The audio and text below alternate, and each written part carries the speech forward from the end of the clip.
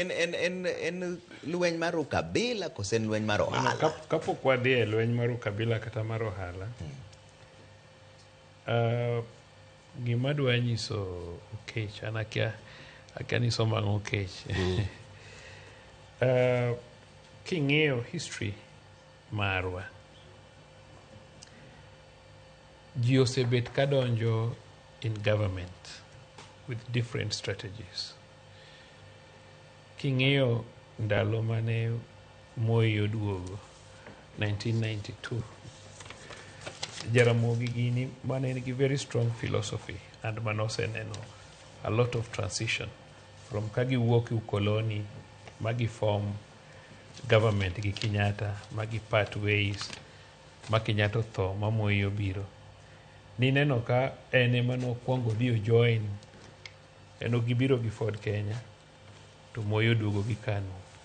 Tineno ka 92, 93 odhi mo join Moi. Mowacho ni Moi ni you can see far. Ok no dhi kuro to go and steal. Gima he's trying to promote. Some of us, no. Some of us. I don't know lero na some wadi to wadi da unje bodo winjire. No. I give you time. No biro mo donjo e sirkal. He had some vision momiyo no donjo e sirkal. Kano tho to wuode majakom kano duogo 97 no dhi mo join Moi. Kano join Moi with a strategy. Masama ne giwuok 2002 to nomiyo osebedo gi some trust gi Saitoti gini gi Mudi Awori gini magi break through magi yombo candidate mar Moi through Kibaki. Kane gidhi gi form government gichako gibedo gi challenges. Then jolango mane osebet e sirkal in 2007 no biro mo join Raila. Magi fight, magi yombo Kibaki. Do you know what happened? Man is history. Magi end up wabedo gi violence mwadhi e sirkal mar obar. Nyocha kendo after 2017 election, Raila again was in opposition. Oduogo bedi handshake gi Uhuru. No kodhi gi iye, no kodhi for accumulation of wealth mowachono. But basically, kata mana sani as we speak, jo community wa ni opposition.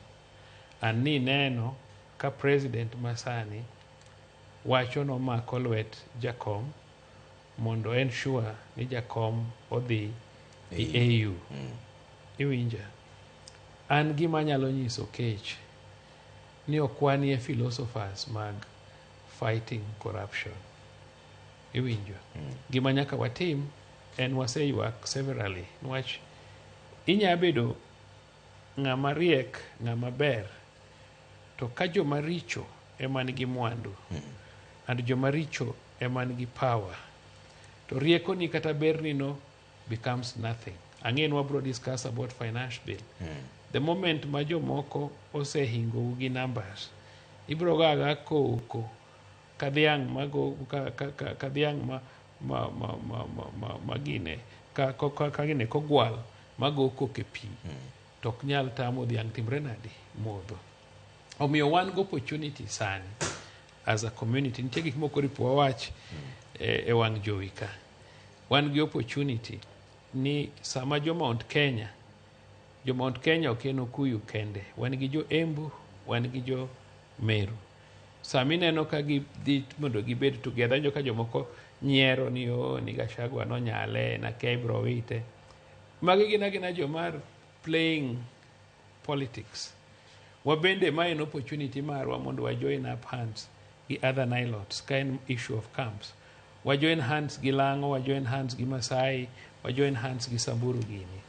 Reason momiyo awacho mano en ni one alone kaka joluo we cannot make it up there kokwa join hands. And history marwa Okech nyiso ania ni kuom communities ma Kenya kalango kende mosegonwa kura 100% in 2007.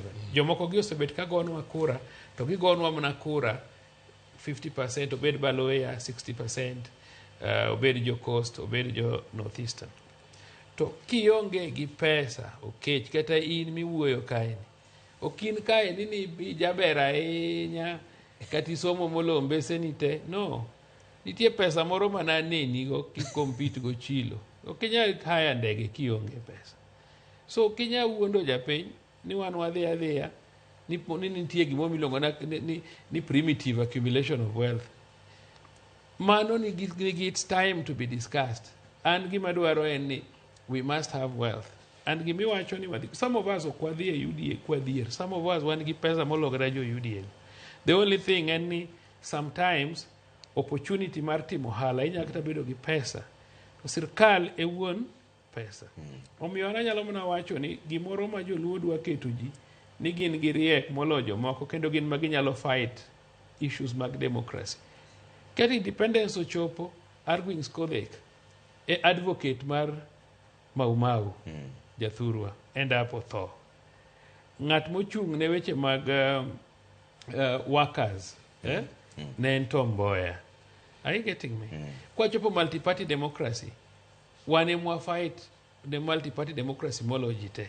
Kanyocha wachope wach ma devolution wane mwa fight ne wach devolution motimre nadi molojite. Maini nani sani kuro sa oromo ma opposition odonje sirikal.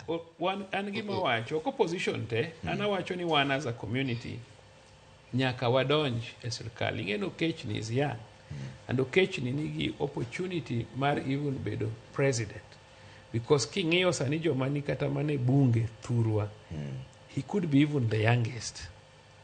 Iwinjo Okech to kibi bedo president ki demonstrate ndara akili moro matin mani somo go midhigo US cha milogo jomoko cha adwa ni mondo kuri ti kode at this point mondo wan wakonyu. We are older than you. I'll be happy kan dalana kama do chai gi nyikwaya mang'eni will be good children taneni kirito pinyni kendo gik motimore maricho gi correct. An gima surprise ni seche moko king'iyo kata mana discussion mag ji tinwang'o ka even jowa moko mar very intelligent mosemi kata mana positions machingen ng'ato kaka governor wan gi two levels of government, county and national government. Omiyo governor en president marwa. King'iyo jowa kata mosebedo governor kitemo ng'iyo that intelligence nito gi pesa matin ma giyudo no gitimo gang'o. To inwang'o ka you are lost. So gima wacho en ni ng'ato kaka Okech ma is still very young adwa advise ni we need to find a formula mwanyalo bet go in government. Sirikal. Kata mana Gachagua makuru wacho ni ne nitie lwenye kinde kod Kindiki. Gima nopogo gi en ng'at moro ne nigi pesa molo wadgi. So ng'ama ne nigi pesa no yudo deputy president. Ng'ama ne nigi akili gibedo professor mar law. No.